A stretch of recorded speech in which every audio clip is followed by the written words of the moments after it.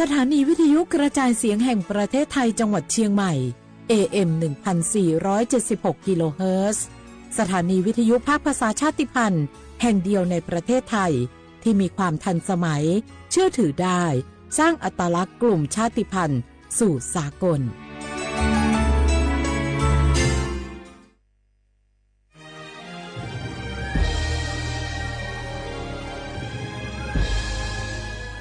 เกิดเป็นคนไทยเติบโตบนผืนแผ่นดินไทยจงภูมิใจในความเป็นไทยชาติไทยเรานั้นนับเป็นชาติที่มีความเป็นมาเก่าแก่ยาวนานเรามีภาษาวัฒนธรรมและมีสิ่งต่างๆที่เป็นเอกลักษณ์ให้เราได้ภาคภูมิใจในความเป็นคนไทยเราควรเห็นคุณค่าและมีความรักชาติหวงแหนแผ่นดินอันเป็นมรดกของบรรพชน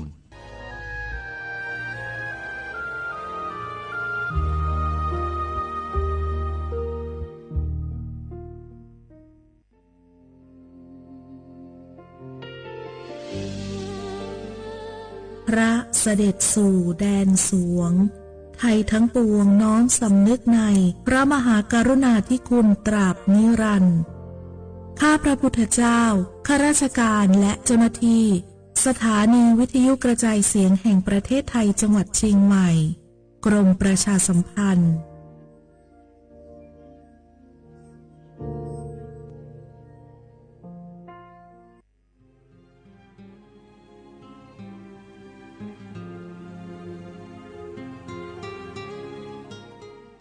This is a moment of profound grief for the Kingdom of Thailand.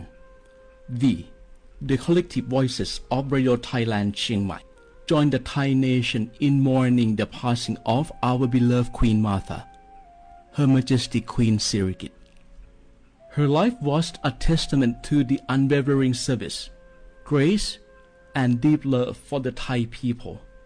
Our humble condolences and thoughts are with His Majesty the King, the royal family, and all the Thai people during this deeply sorrowful time. We will remember her forever.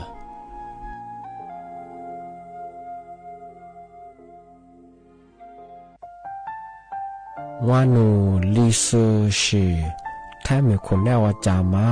อามุสานีมาอาคือที่ลิซางงวานูวัดซึมาอาคือแฟมากูวัดทัวมาที่ลิชิควาลิปุดู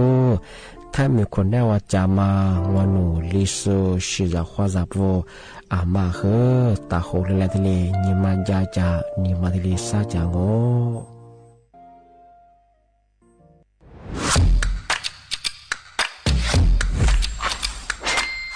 กลับมาแล้ววันนี้กับโครงการคนละครึ่ง plus รัฐออกครึ่งประชาชนออกครึ่งช่วยเศรษฐกิจไทยหมุนเวียนเติบโตถ้าเราช่วยกัน plus ต่อยอดให้เศรษฐกิจไทยเติบโตอย่างยั่งยืนด้วย5 plus plus ที่1เพิ่มช่วงอายุผู้เข้าร่วมโครงการจาก18ปีเป็น16ปี plus ที่2เพิ่มวงเงินใช้จ่ายจาก150บาทเป็น200บาทเพิ่มพลังซื้อของประชาชนเพื่อกระตุ้นการหมุนเวียนในระบบเศรษฐกิจฐานรากลดภาระค่าครองชีพ plus ที่3เพิ่มสิทธิพิเศษด้วยการดูแลผู้ที่อยู่ในระบบภาษีให้ได้รับสิทธิพิเศษมากขึ้นเพื่อสร้างแรงจูงใจให้ทุกคนร่วมอยู่ในระบบอย่างโปร่งใส plus ที่4เพิ่มโอกาสให้นิติบุคคลขนาดเล็กเข้าร่วมได้ให้ธุรกิจเติบโตเป็นกำลังสำคัญของเศรษฐกิจไทย plus ที่5เพิ่มทักษะใหม่เพื่อพัฒนาให้ร้านค้านำความรู้ใหม่ๆมาช่วยเพิ่มยอดขายลดต้นทุนเรียนรู้เติบโตและปรับตัวไปกับเทคโนโลยีใหม่เพื่อสร้างเศรษฐกิจที่แข็งแกร่งจากคนละครึ่งสู่คนละครึ่ง plus ไม่ว่าจะสั่งข้าวคนละจานชาเขียวคนละแก้วขนมเค้กคนละชิ้นหรือหลายๆชิ้นก็ใช้ส่วนลดได้ทันทีสูงสุดวันละ200บาทแถมใช้กับฟู้ดเดลิเวอรี่ก็ยังได้สำหรับประชาชนไทยอายุ16ปีเป็นต้นไปสมัครรับสิทธิ์ผ่านแอปพลิเคชันเป๋าตังวันที่ 20-26 ตุลาคม 2568 สำหรับร้านค้าที่สนใจร่วมโครงการสมัครได้ผ่านแอปถุงเงินวันที่ 15 ตุลาคมถึง 19 ธันวาคม 2568 แล้วเตรียมพร้อมรับลูกค้าจากทั่วประเทศเพราะนี่คือโครงการที่คนไทยทุกคนช่วยกัน plus เพื่อให้เศรษฐกิจไทยโตไปพร้อมกันโครงการคนละครึ่ง plus ดำเนินการภายใต้เป้าหมายที่ชัดเจนของรัฐบาลในความต้องการกระตุ้นเศรษฐกิจลดภาระค่าครองชีพให้ประชาชนและยกระดับศักยภาพผู้ประกอบการไทยให้พร้อมในยุคดิจิทัลโดยยังคงยึดหลักความโปร่งใสตรวจสอบได้และป้องกันการใช้สิทธิที่ผิดวัตถุประสงค์คนละครึ่ง plus เพิ่มพลังเศรษฐกิจไทยพร้อมโตไปด้วยกัน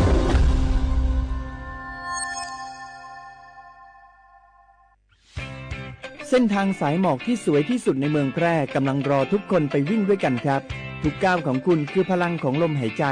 ชวนเพื่อนชวนครอบครัวมาวิ่งฝ่าสายหมอกเพื่อโรงพยาบาลแพร่ในวันอาทิตย์ที่ 7 ธันวาคม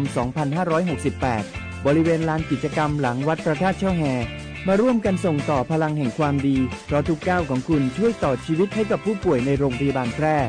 สมัครได้เลยวันนี้แล้วไปวิ่งด้วยกันในวันอาทิตย์ที่ 7 ธันวาคม 2568 พบกันบริเวณลานกิจกรรมหลังวัดพระธาตุช่อแฮนะครับ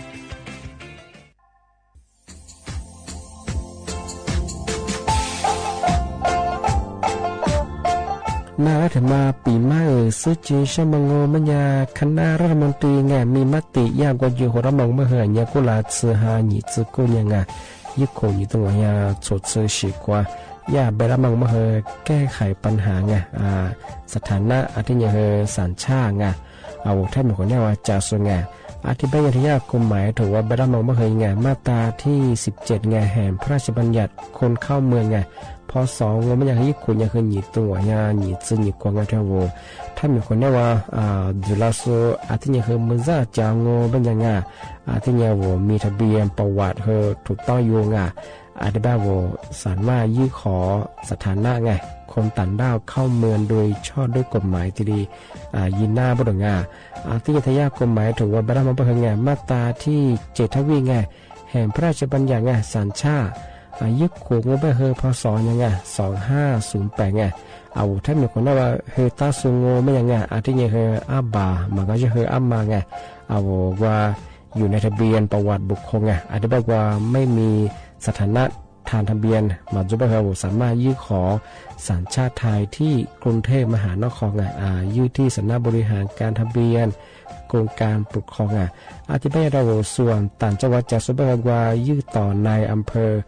ตานภูมิลำนาปีขวานนแล้วก็จะบอกว่าอำเภอยี่ที่ยื้อชงยื้อเวลางูบรรยายว่าเวลาใช้กันยาขนาดถี่เนี่ยขวานยี่นวันนี้สิงอดีตบอกเนี่ยมีกับผู้ขวานยี่ที่น่าเหี่ยโชหายี่จุกุยังไงยึดคนยี่ตัวเหี่ยโชซื้อกูกว่าเสือทีนี้ยื้อชงทำไมปีใหม่สุดจีเช้าว่าเช้าข้าได้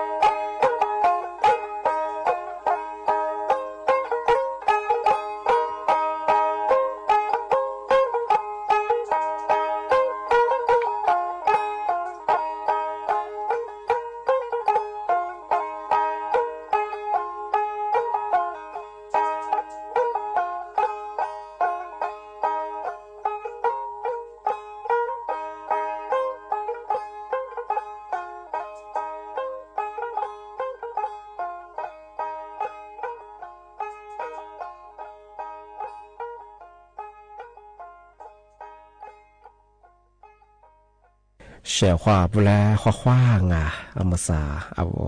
ลิสุงโงโดดเสตขวาเปลาวเอาลิสุงโงปากกากุงโงมัญญาธา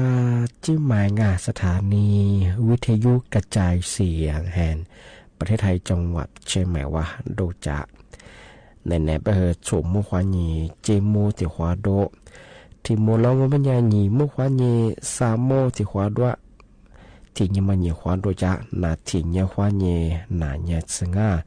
เอาวิทยุว่ามือจะมังมันยังเฮยยี่ระบบยา AM ยี่ครึ่งความถี่งบเฮยที่ตัวลี่ฮาฉีดโชว์กว่าโจญาดอลลาร์อาทิตย์ทาวระบบไลฟ์สู่เฮจงาฟิสบุยเพงงบเฮยสวทเชียงใหม่ AM 1476กิโลควอติเลบูญาเฮยเอติเลดอลลาร์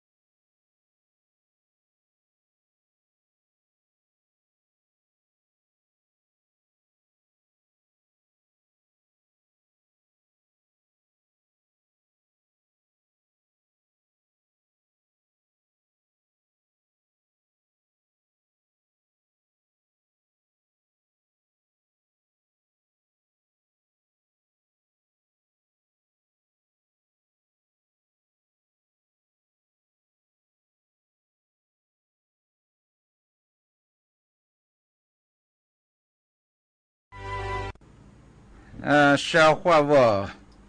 呀拿来的比个你什么个你啊我20年初级的嘛一蛮多的嘛一做那里那嘛消化我了出边么呀咋过呢是换点行哎咱们购嘛嘛还是咱我们呢一买的啊要提一买的怎么我们呢嘛还嘛一下啊里是抓一买都别么样哎也是得出边的吧哎咋个那次过嘛一买嘛该的嘛也没啥消化我一初级过嘛一旁边的我们呢20老出家过就和人吧顺你婆啊我来什么活可哎所以บัจญาสังคมสุรนชุมชนบางไงสุรนเกียรติยังอ่ะมาหัวคือเราชูกมาบัญญาอภิอวุลิสุญญาดิบะอภิขีบะอธิปีอ่ะอภิขีที่มันยังเป็นคนชาวเขาว่ามาค่ะแต่ว่าจุนี่แบบว่าอีชาสุนบะอีตุสุนบะอีหูสุนบะไงสิ่งก็จีสุยามาคือว่าจะสุยามาคือว่าอีมา做他一他挂我一做顺的个บัญญา那他们那个阿妈个10年吧3年嘛吧那个一这个一买一个嘛我们家我喜欢的过咋啥的我们家的个小伙我啊可就来有多嘞他妈我喜欢的别嘛这个的话呢那把那这是那个我估计个老啊咱没可拿到只拿到啊咱嘛来用啊在一包个嘛别我都一想还陪就嘛个的个这边嘛呀，这过来怎么那个吧？嘛吃怎么个吃训练嘛样啊？对吧？一买的边呀，吃饭那里边呀，这个啊，可把啥里边呀的话呢，咪录音找哎，刷个地渣，刷个裤子，嘛啥都搞的边呀，而且边呀，啥都家边呀，么子嘛，就这个你还么双门一方嘛，就这个边呀，啊，另一天你拿出。骨头这就这个呢老出鱼胶但我们讲嘛哈哎也是对的嘛出去皮的嘛到我这边我消化我就做看人哎啊我了出边嘛呀老出这边都是拉嘛啊都啊乌拉木拉他们啊爸爸妈妈令我过吃过之后啊嘛乌拉噶我后来后家的子嘛啊里的话是这样哎照片画个啥再加个啥被那次那米画下个嘛哎咱们当啥个咋我出摸这个人家来学生人家喝个早啊的干嘛来的啥对吧没有我了出去过来的么呀他我过别接哎就做个好乌拉木拉接啊乌咱你做了很听我小伙我对嘛我们呀就做过是对你哎俺嘛干嘛我没他挂也是维护水米水都送的的我他一来啊，我不我是他的啥，我为了出边我的啥个咩咩，啊，这嘛我们呀，为了做里面别嘛，哈浪我们呀，啊，不和你过上哎，也是对的嘛我们呀，他干呀他10年干呀我们呀是那个，也是对这个那边嘛啊，10年但是后边小伙我也是对初级这个，啊，对别个，小伙我们生下我，他怎么边么呀，啊，皮米艺术边么呀。啊，你他妈说我们家生意嘛做不成哎，我对嘛做和人嘛哎，做的可以说和，我可以讲的人家说嘛没别讲呀，啊这边你可以理解，就做别人说目光我他这边应该那么写了你写大个到一个大个，啊这边说呀，我写到天不那么关注你一破的，意思来说了嘛，是你你比如这个人搞的个。说个啥？是你说一啥老出于说个，俺里的高和教我哎，那他我专业说个嘛什么个啥？俺也说一片子嘛，别说这个大概办个样哎，那个面别人说木来别人，个当下头有下头别人说一票，这个，这边人小伙我拼命的嘛，我们人一嘛抓，啊办个，拼命的嘛，我们人是你一嘛抓，一季的嘛个大了嘛。是你嘛咋个一装，本来一装嘛不多，做你老出标啊！啊，皮天嘛我做你个面子装嘛，一几我个，一买嘛，他家毛分还有一定的啊，比如做你下单啊，一旁边我们家的嘛我这边呢，陪那块，煮那块，些客户那块呢，一直面那，么那，这个就可那啊的着。学的嘛的小朋友啊，我那咋个苦边啊，啊这个啊，到最近小伙伴啦，那比妈妈啊皮米呀，他呀说的呗，啊皮米也不怎么办，那把你怎么出去嘛出动哎，啊小个么的，40-60岁的哎，去年在我是得个，啊没啥我得我们呀，富完了小个么的，但们呀啊皮米呀他也说的呗个，啊皮米也别么呀。啊，面子比较难哎，提着买蔬菜所以比较蔬菜比较我追我了，你这边呀我和啊这个买错，叔叔们的呗，叔叔比我哎，对，啊我那出面对平年咱年会不会国家的，这个咱们边呢，咱们人呢，那什么家个某个你嘛少红哎，对么呀？也平民们听么呀？他一啦哎，小伙不？该他妈的是ว่านั่นแหละปีกมันคือยังไงกูละชูแบกกสูนี่มานั่งหัวเฉียวมาเจนี่มาดิจามาชูกูมาเอาไว้เลยยี่สิบอันที่มันไงชาวเขาว่าอย่ามหาวิทยาลัยฟอร์ดสมาร์ทอะไรบางไงอย่าฝรั่งอังกฤษที่มายี่ถูสุกุที่การจอมาสู้ชีนี่ฝรั่งบางไงละชูกูผัวเฉียวมาเจนี่มาชุดเดียวนี่มาอีกคนดิจาตามมาเจไงสู้กับชีนี่ฝรั่งมาอามาสัญญาสรุปชาวเขาว่านี่ไม่งงว่าเปียมาแบบจะเลี้ยงว่าเป็นยังที่ว่ามาเดี๋ยวชาวผัวมาแล้วผัวเฉียวคือ就做对应的，一些图一批次嘛的讲啊，啊，我家门了，拿出来的嘛不外缺，个别个嘛别个啊，啊我家门啊，啊我生啊，啊里边哎，搿里嘛里边你生啊，我拿出比黄哎小伙伴，不外缺黄我边也缺我的字嘛，我来缺的字嘛哎，啊里嘛跟我边也我对应都啷啊，为个体我嘛我边也一面试过嘛，面试当啊，哎，一年嘛快就是他嘛对了，一些一面试个做了哎，啊ที่讲啊，面试嘛的讲嘛个别想哎。阿提嘛，我们也有个温热体质，就在家里面时，我们也提讲啊。阿提嘛，拿出歌书啊，可以嘛那种别个名啊，里边哎，拿出面吃也嘛，我们也小伙伴，他们让我们也不提嘛，应该拿出嘛过时的呢，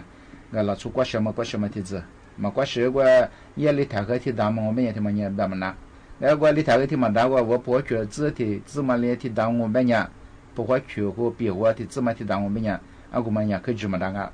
歌啊，啊里边哎。gati ma ke ngama be manya soti shinya fla banga sha ko la piga ga na ke kanyin ga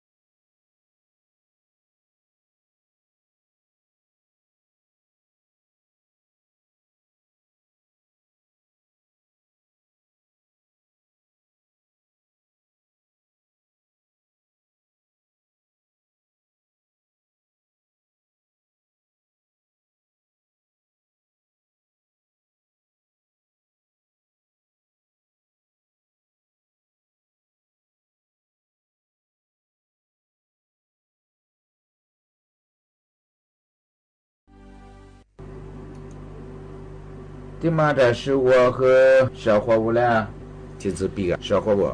มาเพียมาเล่นที่มาจะกุ้งเอาเวลาชวนมาเล่นแบบนี้小伙伴มาคือจุกว่าก็เนี่ยมาเล่นที่ว่าเปียที่กูพูดเปียแบบนี้ไง小伙伴他拿出呢ที่ว่าเป็นยังปวดหัวแต่นั่นมาคู่แบบว่าคือ他拿出มาช่วยเดี๋ยวมาช่วยแบบว่าคือมาซื้อไงเอาเลยซื้อแบบนี้มาเมียแต่ว่าเป็นยัง小伙伴มาเล่นแบบนี้ไงจำเมื่อที่ว่าเปียมาที่กูพูดเจ็บเป็นยังจำเมื่ออาจจะว่ามาเล่นกันเลยมาสุดเป็นยังมาเล่นเต้านมมาเล่นที่มันยัง小伙伴的个เอาเวลาชู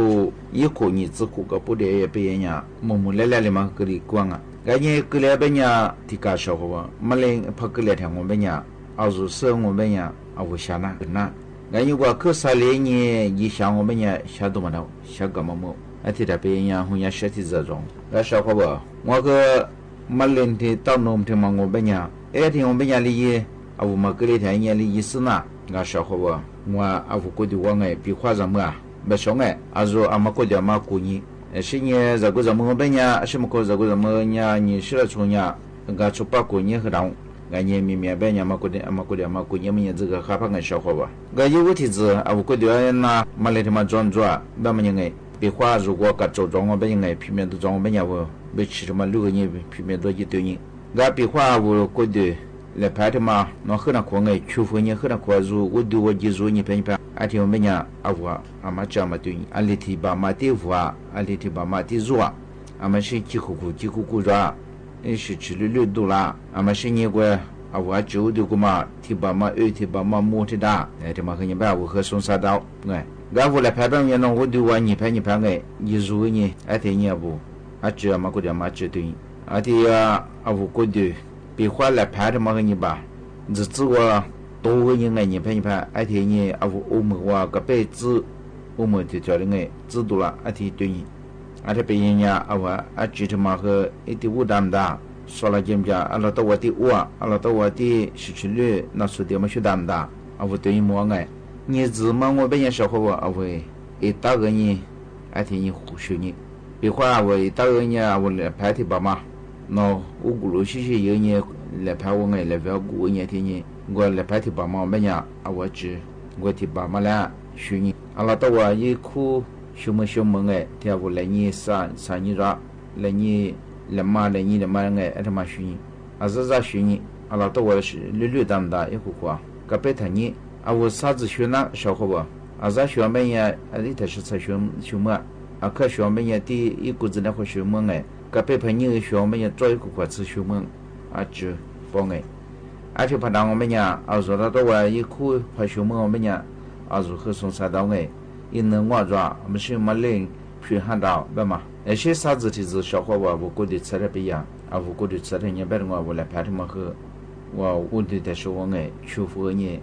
提把马蹄你学你，别话我学那对你我们呀啊提啥子的是你过。啊，另外和人吧，到我们家他们那妈妈学，帮我们家小伙伴，你们他回家没一火锅，回家没一火虾，嘛俺我们家啊我你们回家嘛拿来别么呀，嘛拿别个你们回家时间我们家啊可啥来的话也啊可补一边啊，拉一边啊，想要啊这边哎，小伙伴啊我拉出别么呀，那啊嘛自己嘛兄哎。个的话，阿我们种啥也得做啦，如何？别么那阿我和干嘛的？提着抓阿如，嘛吃了呢，4、6每年花下。个小伙伴我那马里天嘛格里那么哎，怎么啊？格里啥嘛？那天嘛弄啥嘛？那天嘛做啥嘛哎？我怎么啊？阿里天我嘛马里格里强，天我格里我每年你花啥花的格里强啊？天我每年嘛怎么哈过年哎？现在么为实话啊，一做出他妈马里个强我们呀，一人类他妈和格里桑啊，现在么个好么杂数，啊个么和格里桑啊，现在也空成哎，么啥这个也苦么哎，啊个么和格里桑啊，马里他妈哎，大家我的疙瘩把么呀小伙不，啊我怎么啊，比话人类装我们呀，啊我只他妈人类两把出么个在比了，么我们呀就是他妈一。我得了和阿这么和，对我们这个边哎，也拿皮没得皮那个，而且呢，我刚那个没进嘛哎，下的我都进嘛没进嘛，个一过他吃子破他都哎， สิ่งนี้จะตัวมาคือยังแบบว่ายาไขมันพืชก็อุปเผาเมียสก็น้ำมันพืชก็มามีจ่าใช่เพียงไงสิ่งแต่เชื่อคือสักคำมันยังแบบเอาเนี่ยมาเปลี่ยนที่จ้าเนี่ยมาสักสังไงอีนั่นว่าอาทิตย์จ้ากูงงเป็นยังทำไมเนี่ยคือกระดังมาเลยที่มาไงก็ชอบเขาว่าเอามาเลยที่มาอลิเทกเลียแบบมันยังไงเอาอาทิตย์สงสัยอลิเทสงสัยอลิเทเอาคือตัวเนื้อยี่เวทีปูเอาก็เดี๋ยวอาจจะปวดมาเขาจะกันยังมาช่วยแบบมันเนี่ยก็ไม่ยิ่งกุญแล้วช่วงนี้มาซื้อกุญกูเนี่ยมาซื้อเนี่ยจะมุกตะกงมันเนี่ยยินมาคือตัวมาจุลาคือเนี่ยว่าช่างยังเมื่อไงช่างก็เมื่อก็กุญกันเนี่ยมาซื้อกันเนี่ยหัวช่างมันเนี่ยช่างเหี้ยช่างมาดังไงเดี๋ยวมันก็ได้ชอบเขาบ้านแล้วปีกแบบมันไงก็แต่ช่วงนี้เป็นงชอบเขาบ้านมาแล้วเอาจะจิตตัวเมียจะกูว่าที่ปีกชอบเขาบ้านจะจิตตัวเมียที่มันไงเอาอาหารหลักห้าหมู่เราช่วงนี้ชอบเขาบ้านที่人家什么他不专业木拉是啊我喜欢呢哈都别么样我咋个哇咋个别么样爱里这我这我这我不咋别个啊我喜欢呢一提这我那半头么哇对么样我喜欢呢得都很么做对么样小伙伴我那边哎啊我拉出苦个不的我专业我木拉是但是别别成呀地里改变哎小伙伴拉出人家就出别么样在里面怎么解呗嘛？个是别别人家呗，阿拉提都出现卡路里，是你出呢呗，你都呗你是你都里下卡路里怎么忘个呗哎？提你嘛苦啊，个提你嘛苦提怎么忘个呗哎？个里是抓呗嘛小伙伴，靠咋半天的呗人哎？而且我们呀，阿拉我他们那咋提咱们我们个提你嘛我们呀黑日股，是你吃日股吃你日股，电话怎么给忘啊？啊，我是姑姑他批哎，在二十多个嘛，现在我票我们呀，俺李日姑，我日姑出日姑，我票面的那个，小和我呀40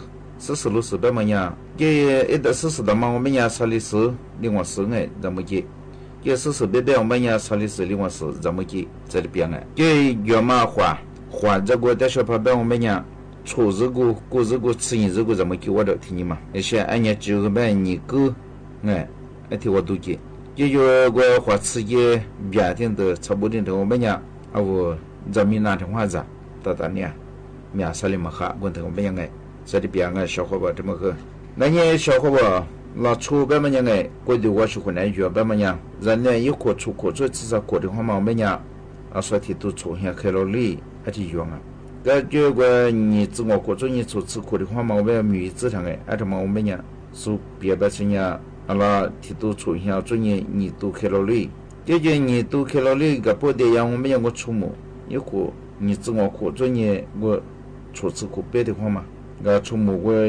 下课我多嘛，我们呀下课多少两嘛年吧，阿拉你都零下卡路里，而且有光了，个他们个咋多嘛个小伙伴，个卡路里定得别嘛呀里小抓别嘛样个小伙伴提个，花别嘛和啊我花他帮我。那你还可看嘛呀？我花这里边哎，小可我票面别么个呀？面子装，啊，我的实在户口别么个，是也办别么个呀？可啥嘛？别么次都咋的的？什么证我？他么个呀？我办，俺的办哎。老初小伙伴啊，我听另外子，听头我咱们我别呀？啊，我喜欢的他么个荷兰俺别哎，下店啊，我喜欢的哈下店我别呀？你那他么个啊都。对了嘛哒，我觉得都皮嘛哒。而且我的家小伙伴，老出咱们过，咱面对面的比呀，那皮是和装我，而且吧，我也吃比宽点的呢。咱啥里咱面啥里我们呀，别嘛和个破皮啊，差不宽嘛和，他们和啊我10个10多，15点的头个比那哎，而且别吃嘛和8万票的，啊我有个嘛哒比呀，你讲。一吃的么在面上来和这个小伙伴，啊，我也是吃上的么也是找一包，的话你换单票呢，对，也是了一包，这么样老是吃嘛，我们也拿片面，包完换单的这个，这个，对嘛，不知这么样小伙伴，我啊还拿把么样丸子的，啊，我喜欢来运动哎，维他命、protein、carbohydrate、来它，这头人家什么是做啊小伙伴，啊，我觉得忘哎，做嘛呀，我的也把么样从别么的我，啊，我露娜。有路那个咋个， zamia le hu menya bu ko de yu ko ma dang menya go ma he avula na phi na ho ati ka ngai sho ko ba de ma na la pi ba ma aga sho ko ba de ma de sho ba na la mo kwa de kwa ga na de menya na na ita sho wa te ta bi li na wa te ta bi li o si kwa ma li a te ni na go ni ma ta ja li ro ga no ja de ni a li ti me kwa bia ja chi la ma nu ta li mi please me ti li nu sa li be pa drama do sa pya chi se nu sa a za za pa dra ha bin wa ma a li bi nga na sa ma mu wa wa mu ma pya ja bia la du ja sha de ma mo le wa de nu ta mi li na wa de nu ta mi li do se wa mo le a te li la mo li ma ta ja le ro be nu tu ja de ni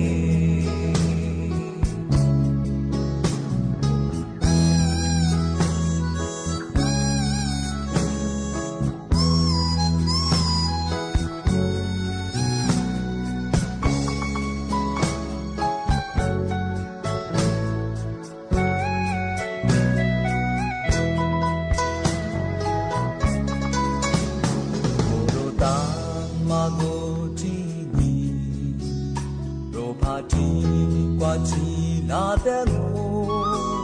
ma mu ma mi mo so le su ja mya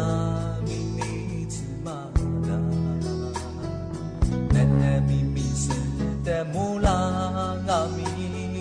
du da chi ya ma ne li ho nu mi wa chi ni su ja de tu kwa mi bo a gu le yang wa bu se wa mu wa de nu ta mi ga wa de nu ta bi li tu su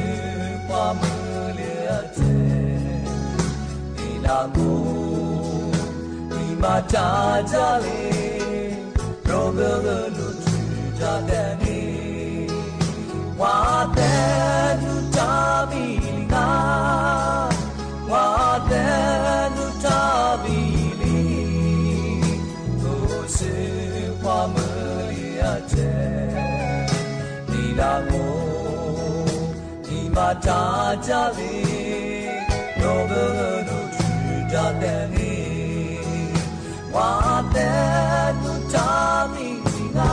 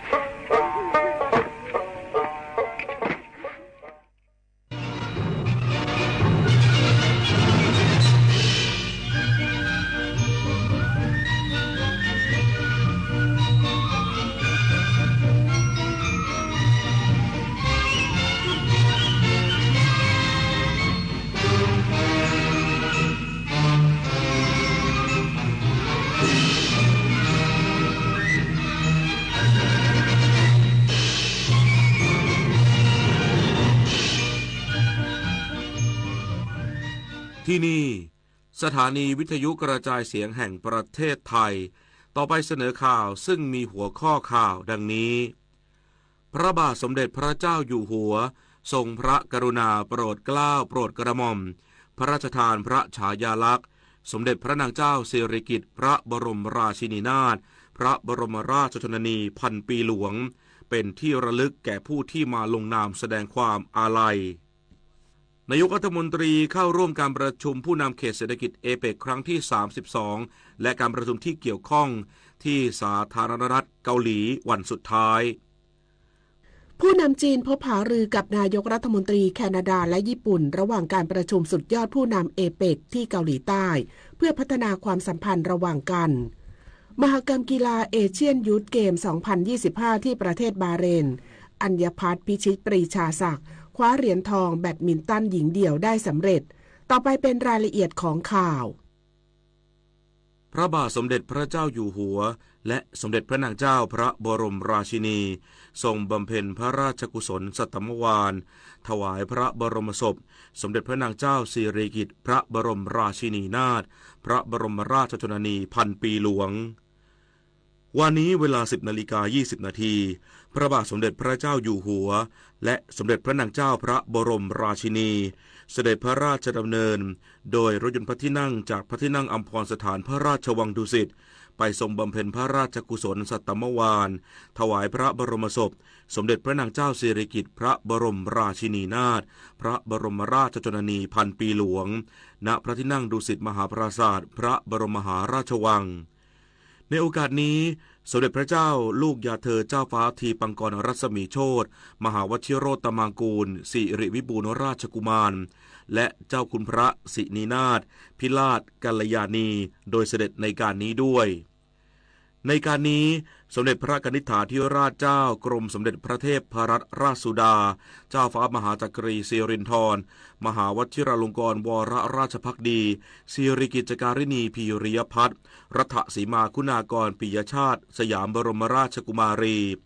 สมเด็จพระเจ้าน้องนางเธอเจ้าฟ้าจุฬาภรณ์วลัยลักษณ์อัครราชกุมารีกรมพระศรีสว่างควัตวรคติยราชนารีพระเจ้าวรวงศ์เธอพระองค์เจ้าอาทิตยาธรกิตติคุณท่านผู้หญิงพลอยไพลินเจนเซ่นและท่านผู้หญิงสิริกิติยาเจนเซ่นเฝ้าทูลละอองธุลีพระบาทรับเสด็จณพระที่นั่งดุสิตมหาปราสาทพระบรมมหาราชวังเมื่อเสด็จพระราชดำเนินถึงพระที่นั่งดุสิตมหาปราสาทพระบาทสมเด็จพระเจ้าอยู่หัวสมเด็จพระนางเจ้าพระบรมราชินีทรงบำเพ็ญพระราชกุศลสัตตมวาลถวายพระบรมศพสมเด็จพระนางเจ้าสิริกิติ์พระบรมราชินีนาถพระบรมราชชนนีพันปีหลวงจากนั้นเสด็จลงจากพระที่นั่งดุสิตมหาปราสาทไปประทับรถยนต์พระที่นั่งเสด็จพระราชดำเนินกลับสถานีวิทยุกระจายเสียงแห่งประเทศไทยขอเสนอสารคดีชุดสมเด็จพระนางเจ้าสิริกิติ์พระบรมราชินีนาถพระบรมราชชนนีพันปีหลวงพระผู้เสด็จสู่สวรรคาลัยวันนี้เสนอตอนเต่าทะเลสารคดีชุดสมเด็จพระนางเจ้าสิริกิติ์พระบรมราชินีนาถพระบรมราชชนนีพันปีหลวงพระผู้เสด็จสู่สวรรคาลัยเรื่องราวของศูนย์อนุรักษ์พันธุ์เต่าทะเลกองทัพเรือซึ่งถือกำเนิดขึ้นจากน้ำพระราชหฤทัยอันเปี่ยมด้วยพระเมตตาของสมเด็จพระนางเจ้าสิริกิติ์พระบรมราชินีนาถพระบรมราชชนนีพันปีหลวงพระองค์ทรงห่วงใยต่อความสมดุลของธรรมชาติทางทะเลไทยโดยเฉพาะเต่าทะเลสัตว์ผู้เฝ้าท้องสมุทรมาช้านานซึ่งจำนวนลดลงอย่างน่าเป็นห่วงด้วยพระราชดำริอันเปลี่ยนด้วยวิสัยทัศน์พระองค์จึงพระราชทานพื้นที่เกาะมันในจังหวัดระยองซึ่งเป็นทรัพย์สินส่วนพระองค์ให้จัดตั้งศูนย์อนุรักษ์พันธุ์เต่าทะเลขึ้นในปีพุทธศักราช 2522 เพื่อเพาะฟักอนุบาลและปล่อยลูกเต่าคืนสู่ท้องทะเลไทยตลอดหลายทศวรรษที่ผ่านมาศูนย์แห่งนี้ได้กลายเป็นแหล่งกำเนิดชีวิตใหม่ของเต่าทะเลนับหมื่นตัวเป็นสัญลักษณ์แห่งความสำเร็จของการอนุรักษ์และเป็นเครื่องยืนยันถึงพระมหากรุณาธิคุณอันยิ่งใหญ่ ที่พระองค์ทรงมอบไว้แก่ธรรมชาติและประชาชนไทยวันนี้ลูกเต่าที่ค่อยๆแหวกคลื่นกลับสู่ผืนมหาสมุทรคือภาพแห่งความหวังและคือแสงแห่งพระเมตตาที่ยังส่องประกายอยู่เหนือท้องทะเลไทยตราบนิรันดร์สำนักพระราชวังแจ้งว่าพระบาทสมเด็จพระเจ้าอยู่หัวทรงพระกรุณาโปรดเกล้าโปรดกระหม่อมพระราชทานพระฉายาลักษณ์สมเด็จพระนางเจ้าสิริกิติ์พระบรมราชินีนาถพระบรมราชชนนีพันปีหลวงและภาพการประดิษฐานพระบรมศพบนพระที่นั่งดุสิตมหาปราสาทเป็นที่ระลึกแก่ผู้ที่มาลงนามแสดงความอาลัย